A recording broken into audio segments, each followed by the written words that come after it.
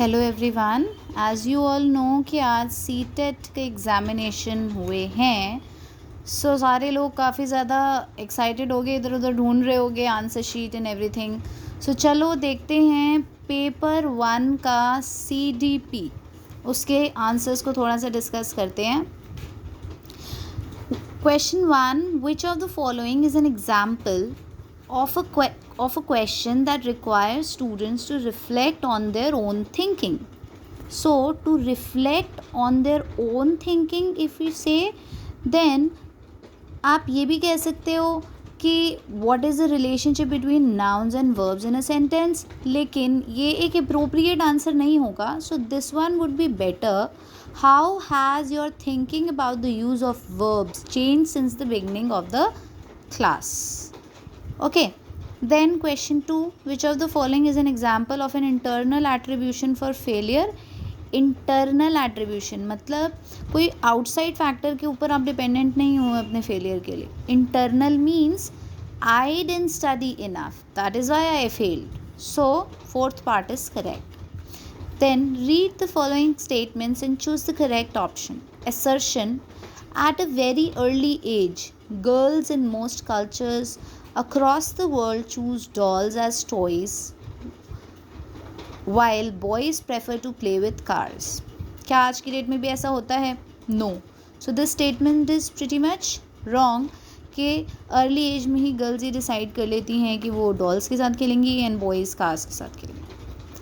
And ये गलत है. रीज़न कहीं ना कहीं सही है, बट हम ऐसा नहीं कह सकते हैं, ऐसा कोई वो नहीं है हमारे पास option. So this is better to say that both A and R are false.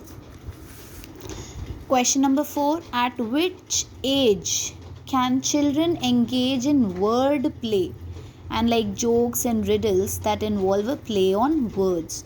Words के साथ जब बच्चे खेलना सीखते हैं, रिडल्स जोक्स पसंद करते हैं, that is the age of 7 years.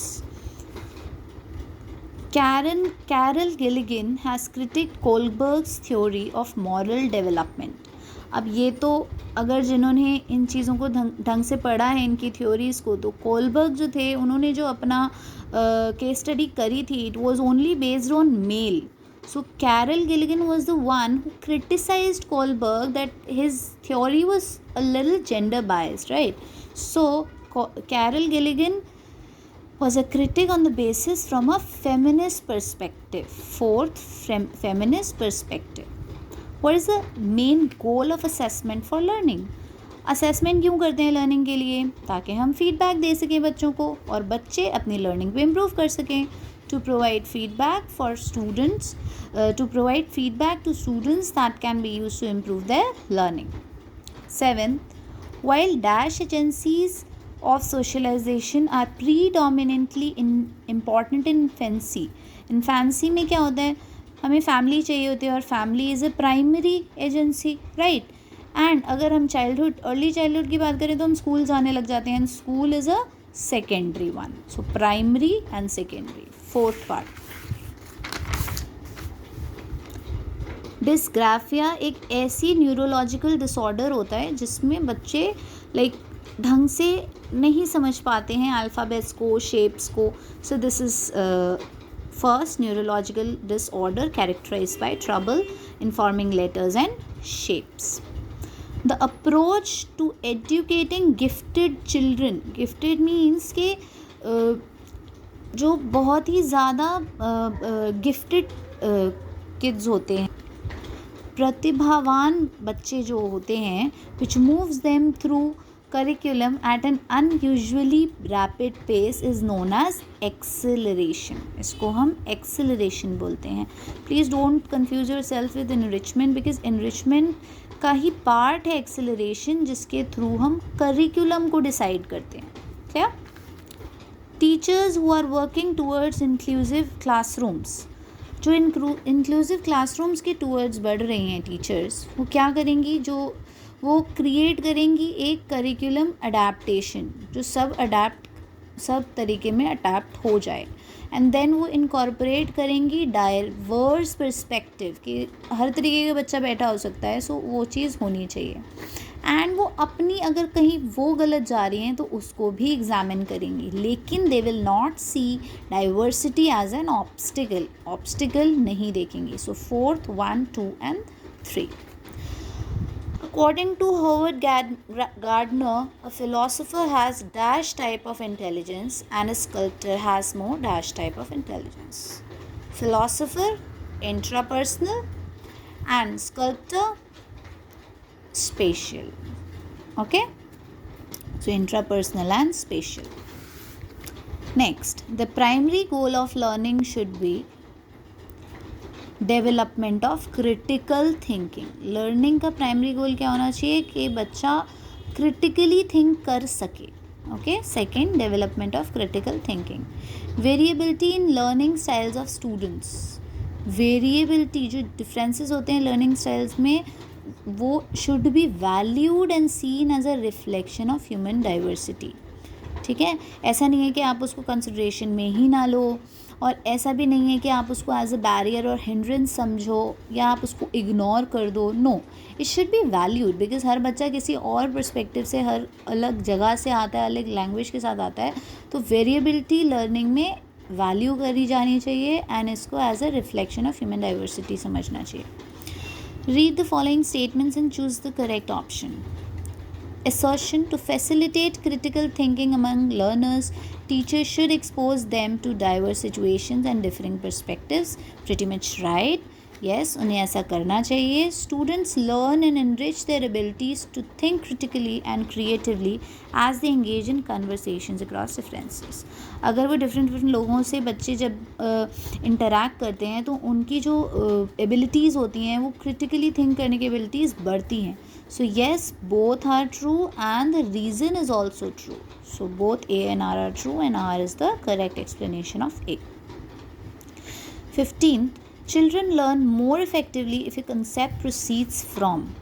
बच्चे ज़्यादा अच्छे तरीके से कब सीखते हैं? जब concept जेनरिक टू स्पेसिफिक के टूवर्ड्स मूव करता है. अगर आप पहले ही कॉम्प्लेक्स समझा दोगे तो वैसे ही उन्हें कुछ समझ नहीं आएगा. एब्स्ट्रैक्ट टू कंक्रीट तो होता ही नहीं है. एंड रैशनल, उन्हें पहले ही नहीं इतना आइडिया है, बच्चे हैं. So it is general. पहले आप जनरली उनको समझाओ एंड देन स्पेसिफिक के टूवर्ड्स मूव करो. एज पर ले वाइगोस्की से तो बहुत ज़्यादा क्वेश्चंस आए हैं. Dash plays a significant role in the development of conceptual abilities among children. Vygotsky की बात हो और कोलैबोरेशन ना आए. So fourth, peer collaboration. Social isolation तो हो ही नहीं सकता, बिकॉज ये तो बात ही सोसाइटी की करते हैं. ठीक है. स्टैंडर्डाइज करिकुलम नहीं होना चाहिए, टैंजिबल रिवॉर्ड्स नहीं होने चाहिए. It should be peer collaboration. Again I told you, according to Lev Vygotsky's theory, inner speech क्या है? इनर स्पीच तब होती है प्राइवेट स्पीच कि बच्चा खुद से बात करता है, और वो खुद से बात करके खुद को क्या करता है? Is a way for children to regulate their own thinking. वो अपनी थिंकिंग को रेगुलेट कर पाता है. Okay. 4-year-old Aparna says that a button is alive because it helps tie her shirt together. According to Jean Piaget, her thinking is characterized by animistic thinking. Animism क्या था? Animism था जब बच्चे जो हैं वो किसी नॉन लिविंग थिंग को लिविंग मानते हैं. Right. So this type of thinking that Aparna is having is animistic thinking. Which of the following is a typical characteristic of students having autism? ये थोड़ा सा क्रिटिकल सा क्वेश्चन था, लेकिन autism is related to frequent, repetitive and recurring behavior. Question 20. Which of the following is an effective method to enhance problem solving skills in children? Problem solving skills की अगर बात आती है तो हमें ब्रेनस्टॉर्म करने की एक्टिविटी देनी चाहिए बच्चों को. जितना वो खुद से कुछ सोचेंगे उतना अच्छा प्रॉब्लम का सल्यूशन लेकर आएंगे. So giving them opportunities to brainstorm and make intuitive guesses. Read the following statement and choose the correct option. Assertion: teachers should create a meaningful environment which seeks active participation and engagement of all children. Yes, teachers को ऐसा meaningful environment create करना चाहिए. ठीक है. क्यों? क्योंकि जो बच्चे हैं दे आर इंट्रिंसिकली मोटिवेटेड, वो अंदर से ही मोटिवेटेड होते हैं, they are capable of learning. So both A and R true and R is the correct explanation of A. Experiential learning stresses on. Experiential learning के लिए आपको पूरी थ्योरी पढ़ने की ज़रूरत नहीं है. एक्सपीरियंशियल लर्निंग मेनली बात करते हैं इम्पॉर्टेंस ऑफ क्रिटिकल रिफ्लेक्शन की.